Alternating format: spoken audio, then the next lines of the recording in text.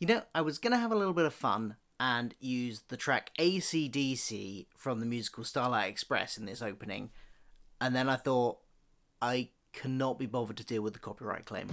I am Nikola Tesla. Shame you're a big fat liar. They could look like anything, be anywhere. Prototype Death Ray. No. I believe you wanted to see this. This is going to be something special. Hi, I'm Phil, welcome to my channel where I talk about all the pop culture that I love, and I'm doing weekly reviews of Doctor Who at the moment because we're firmly into Series 12. This week, it's Nikola Tesla's Night of Terror. Tongue twister that, but a great title, I thought. Very catchy. Nikola Tesla's Night of Terror. I was very excited about this episode from the trailer last week. I thought it looked really good. I was interested to find out more about Nikola Tesla because he's somebody that I had some vague notions of what he was about, and I had some vague notions about his rivalry with Edison, but I was looking forward to learning a bit more.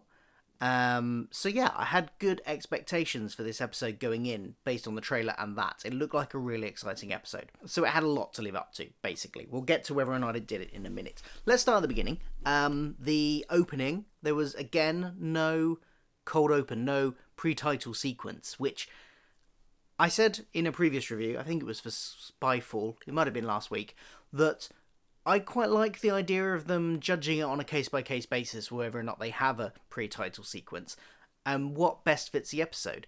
However, this is the second time we had some for Spyfall even, but we didn't have one here.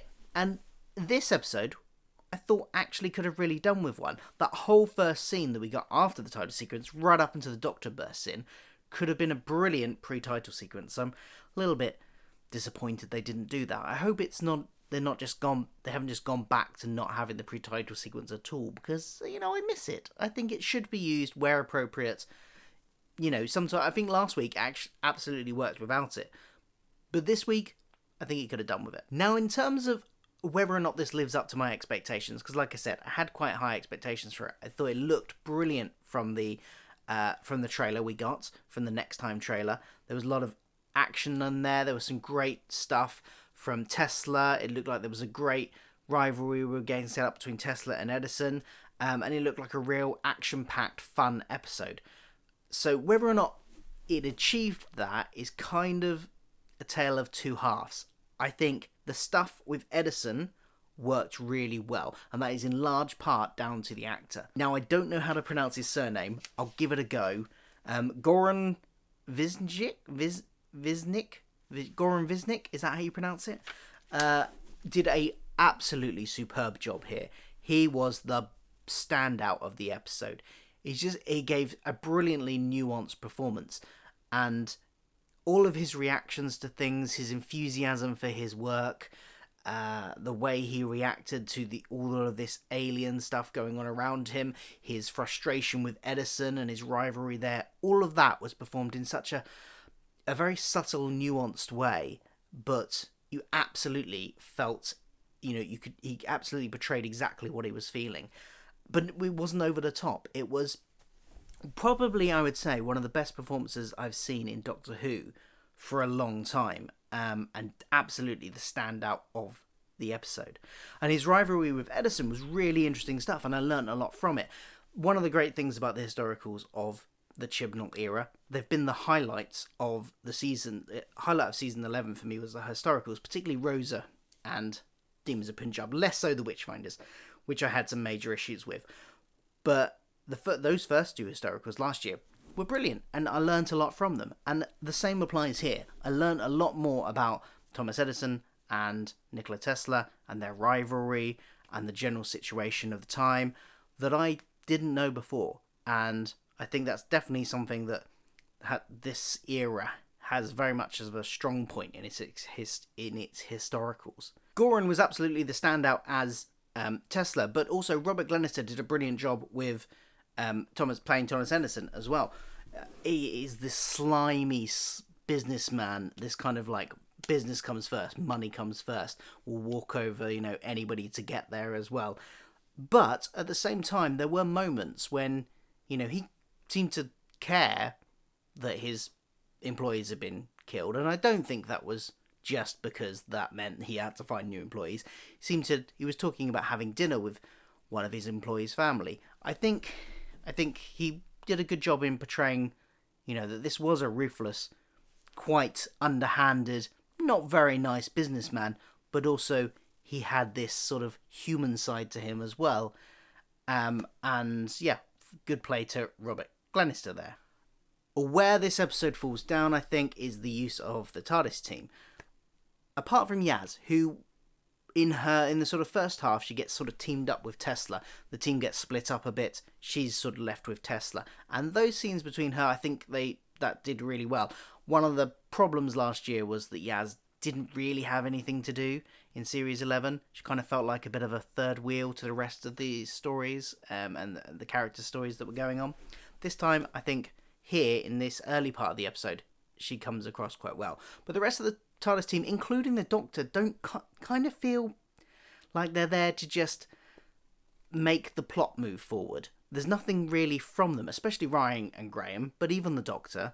There's, she's there to explain stuff and to maybe, push forward the confrontation aspect of it with the scorpion creatures. But there wasn't really anything character-wise from her for most of it, apart from right near the end, and it was a character moment that I didn't really like, because right near the end, when they've got the weapon primed to blow up the spaceship up in the sky, she has a confrontation with the Queen, with the Scorpion Queen person, and she's talking about them about to die, and the fact that, nobody will miss you when you die, knowing that she's, they're the one that's going to blow them up. Now, I have no problem with the Doctor occasionally having to resort to killing people. It's always a last resort for the Doctor, though, and it's never done in a cruel way. Yet in that moment, there was something about it that kind of felt like she was being cruel, and I don't know if that's going to lead somewhere. If it does lead somewhere in a story arc sense, then maybe that will be okay, looking back in hindsight. But just taken in isolation in this episode, it kind of felt really off for the Doctor to be saying something like that, to be sort of almost gloating that she's about to kill them. It just didn't quite sit with me. So that was kind of the one only real character moment the Doctor got in this episode. The rest of it was kind of very, I've used this phrase before, surface level Doctor running around, quippy lines, a lot of exposition. And that was the one character moment, and I really didn't like it. So it's a sort of down vote on the TARDIS team for this episode, which is a real shame, because I really like I really like the Tesla stuff and the Thomas Edison stuff, and there were such great performances from then. It kind of just feels like it was a bit let down by the main, not the main cast, because I don't think it's the actors' faults here, but just their plots would just sort of let the episode down a bit. One thing I will say that I did like about the Doctor in this episode was that she has a line about high-speed inventiveness is one of her specialities, and I like that they're picking up on that a bit more again, because that's something that I thought they were going to develop a lot more than they did do in Series 11, because obviously in the opening episode of Series 11, The Woman Who Fell to Earth, she does all the, creates her sonic screwdriver, has the goggles, and she's an inventor there, and I wanted to see more of that in Series 11, so it's quite nice that they're picking up on it here. There was a lot of speculation going into this episode about whether or not there were Silurians in it, because there was a Silurian gun spotted. Turns out it was just a Silurian gun, no Silurians in sight, but it was a Silurian gun. Nice little callback, I liked that.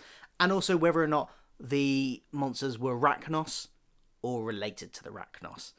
I started off with that same theory, which proved not to be the case anyway. I had another theory after that, though, that I thought when we got the clips of these creatures, they might be in the opening two-parter, because something about the makeup of these creatures, and it's particularly around the eyes, when on the Queen, you can see the human sort of underneath the prosthetics.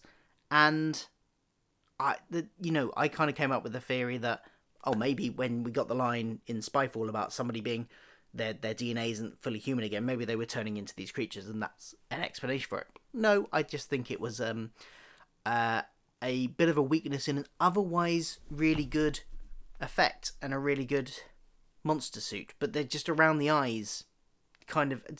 Was that just me? Did anybody else notice that? You could see this sort of human skin just around that part of her eyes, and I know that must be very hard to disguise, but could have used CGI or something to do it. I don't know. But I think the concept of the aliens was very good. The sort of scavenger aliens always picking off other species.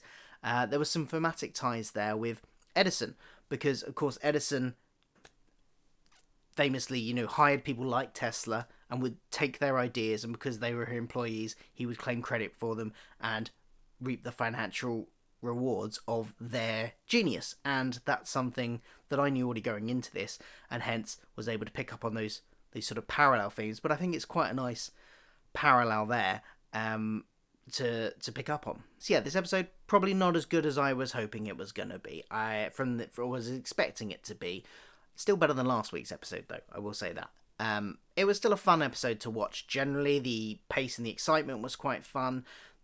The plot line of them seeking Tesla, the aliens seeking Tesla, that was good. The performances of the guest cast were all great, including the Ragnar Queen. I've forgotten the actress's name now, but she used to play Rani in the Sarah Jane Adventures.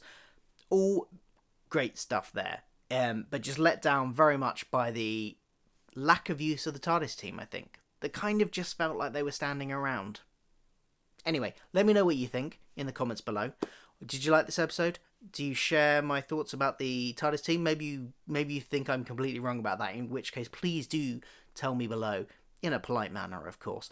I'll be here next week to review the next episode. In the meantime, don't forget to like, share, subscribe and all that jazz, and I will see you soon. Goodbye.